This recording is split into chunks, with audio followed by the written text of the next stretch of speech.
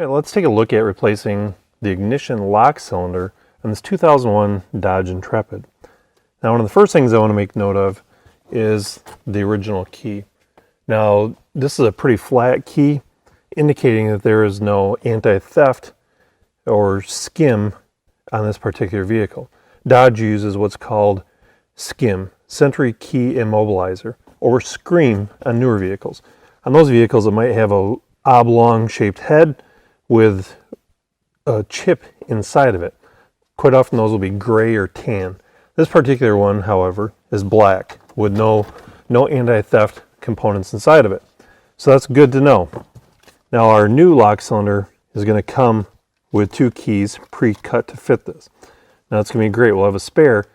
One issue is it might not work with the door locks. So the customer might want this original one, or we could go ahead and recode it, but it's up to the customer. In this particular case, we're going to install it here, save this key to be used in the door locks. So I'm going to take my T15 Torx bit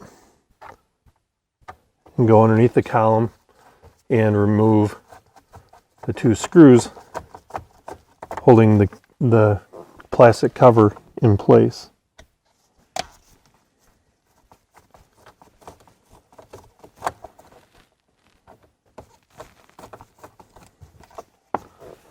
Now once I get those two loose,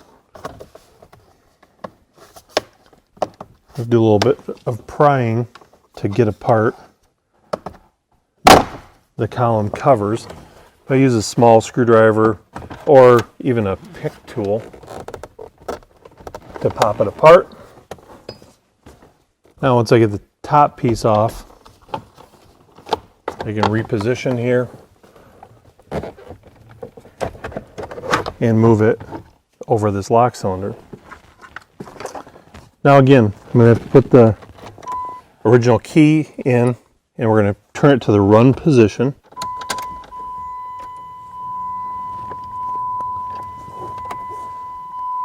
Then I need to take my screwdriver here and look right on the bottom side. There's a tab to release here. You can see that spring piece.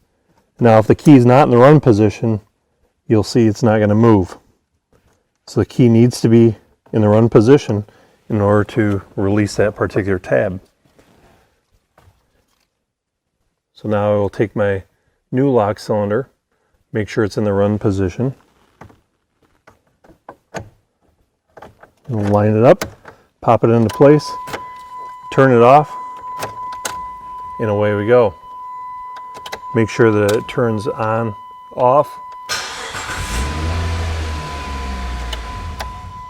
We're able to start the vehicle.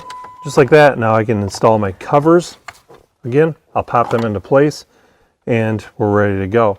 I can give the customer this new key along with a spare key, and we're going to want to make a special note so that they know to use the original key for the door locks yet. Hopefully now you understand what it takes to replace the ignition lock cylinder on a 2001 Dodge Intrepid.